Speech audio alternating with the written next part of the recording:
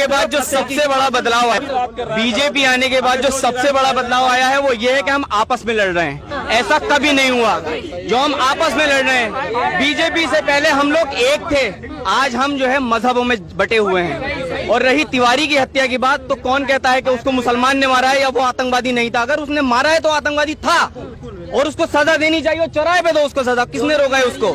किसने रोका है उसको? बताइए। और एक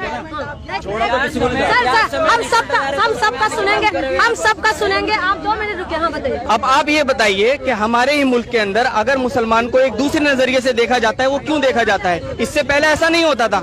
अखलाक की हत्या हुई, क्यों हुई? क्यों हुई बताइए? असफर खान की हत्या हुई, क्यों हुई बताइए? उसका वजह यही तो है, क्योंकि हम लोगों के दिलों में जो है एक भावना पैदा करी गई है, हिंदू और मुसलमान। ये क्यों बटे हैं? बीजेपी से पहले ये चीज नहीं थी, हम लोग एक थे। कल भी हमारे दोस्त थे गैर मुस्लिम, आज भी हैं, ठीक है। कल भी हम उनकी थाली में खाना खाते थे, लेकिन आज हमें जो मीडिया दिखा रहा है ना, बांट के दिखा रहा है, हमें एक नहीं दिखा रहा। आप मीडिया कोई भी चैनल खोल के देख लो, वहाँ पर क्या चल रहा है? ना वहाँ पर बेरोजगारी की, एक मिनट, वहाँ ना वहाँ बेरोजगारी की बहस चल रही है, ना वहाँ स्वास्थ्य की बहस चल रही है, ना वो कारोबार की बहस चल रही है। वहाँ बहस चल रही है सिर्फ मजहब के लेके। बिल्कुल सर। और कोई बहस नहीं है। आप सुबह से लेके शाम तक कोई भी न्यूज चैनल खोल के देख लीजिए, सभी जगह ये मीडिया वाले सिर्फ अपनी रोटियां सेक रहे हैं और कुछ नहीं कर रहे। और बीजेपी ने क्या करा है? और बीजेपी मैडम कर क्या रही है, मैं आपको बताता हूँ। हाँ मैं बताऊँ मीडिया क्या कर रही है। मीडिया सिर्फ ये कर रही है, मीडिया क्या कर रही है? मीडिया सिर्फ उसको प्रमोट कर रही है, बीजेपी को प्रमोट कर रही है और कुछ नहीं कर रही है। एक बात बताइए, अगर मोदी जी को हिंदुओं से, आप ये हिंदू वोट है ना मोदी जी का हिंदू वोट है। पुलवामा में जो मरे, क्या वो हिंदू नहीं थे?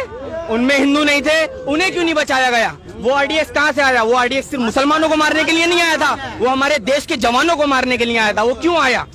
आप केंद्र में बैठे हैं, आपको इतना भी नहीं मालूम कि आपके देश के अंदर क्या आ रहा है, क्या नहीं आ रहा? आपका नाम हम जरूर जानना चाहेंगे। क्या मेरा नाम अब्दुल कादिर है। कहाँ से है? मैं मुरादाबाद से हूँ। सर आप मुझे ये बताइए, आखिर में मुद्दा होना क्या चाहिए? बेरोजगारी होना चाहिए, बेरोजगारी मुद्दा होना चाहिए। जो किसान सुसाइड कर रहे हैं उसका मुद्दा होना चाहिए। हाँ, सड़क पे लोग जो वहाँ पर जाते सब एक्सीडेंट होता है, रोड अच्छा नहीं है, उसके ऊपर मुद्दा होना चाहिए। या हिंदू मुसलमान के आपस में सबसे पहला मुद्दा होना चाहिए हमारा देश एक बने, मजहब में ना बटे। हम लोग हिंदुस्तानी हैं, हम बाद में मुसलमान और हिंदू हैं, पहले हम इंसान हैं। Humanity is the first. आ रही है समझ में आपकी? हम लोग पहले हिंदुस्तानी हैं, इंडियन हैं। अगर हम एक होंगे तो सबका सामना कर सकते हैं। और अगर हम बढ़ जाएंगे ना, किसी एक का सामना नहीं कर सकते। बचपन में पढ़ा था कि एक तिल्ली को तोड़ना आसान है, लेकिन अब तिल्ली का गट्ठर बन जाता है, उसको तोड़ना आसान नहीं होता। हमें पहले एकता बननी है और ये एकता तोड़ ही जा रही है। हम बहुत एक थे, हमारे देश के ऊपर बहुत सारे। सर ऐसे चैनल देखते क्यों हैं? कौन देख रहा है? जो देख रहे हैं मैडम, जो देख रहे हैं वो जानते हैं कि सही क्या है और गलत क्या है, जो सही दिमाग वाले हैं। और जो सिर्फ वही विचारधारा लेके बैठे हैं कि हाँ जी हमें मुसलमानों को दुश्मन ही देखना है, तो वो उसी चैनल को फॉलो करेंगे जो न्यूज वो दिखाई जा रही है। क्योंकि वो न्यूज नहीं है, वो प्रमोट किया जा रहा है कि आपके सबसे बड़े दुश्मन मुसलमान हैं। बस हम यहाँ पर आए थे कि दिल्ली का सीएम कौन बनेगा। यहाँ पर तमाम लोग हमें मिला है और इनका अलग ही बात हो गया है कि हम सीएम का पता करने आए थे, लेकिन यहाँ पर मुद्दा आ गए बेरोजगारी पे। और यहाँ पर मुद्दा आ गए है कि यहाँ पर जो देश में माहौल है, आप किसानों का बेटा है सर, जैसे कहते हैं कि किसानों के लिए बहुत अच्छा काम कर रहे हैं। जैसे अभी इन्होंने बताया कि 2.5 लाख रुपए मिला है, क्या मिला है? भाई कोई 2.5 लाख रुपए नहीं मिला है। मैं इतना मानता हूँ कि 2,500 रुपए 6,000 रुपए 6,000 रुपए के लिए बोला था, 2,000 रुपए आए हैं सबके और किसी का कुछ भी नहीं आया। ठीक है।